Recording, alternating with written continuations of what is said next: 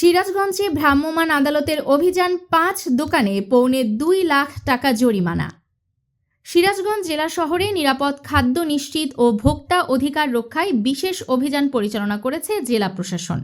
আজ বুধবার বিকেলে শহরের এস রোড এলাকায় এই অভিযানে ৫টি ব্যবসা প্রতিষ্ঠানকে মোট ১,৭৮,০০০ টাকা জরিমানা করা হয়।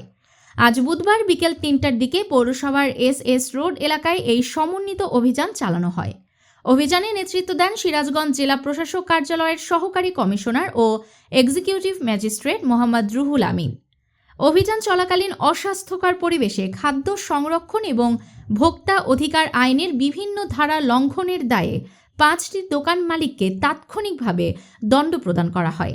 এ সময় জেলা নিরাপদ খাদ্য অফিসার আতিকুর রহমান সহ সংশ্লিষ্ট দপ্তরের কর্মকর্তা ও কর্মচারীবৃন্দ উপস্থিত ছিলেন। ম্যাজিস্ট্রেট মোহাম্মদ রুহুল আমিন জানান, জনস্বাস্থ্য রক্ষায় এবং বাজার নিয়ন্ত্রণে জেলা প্রশাসনের এ ধরনের তদারকি নিয়মিত অব্যাহত থাকবে। নিউজ টেক্স দৈনিক অন্যধারা।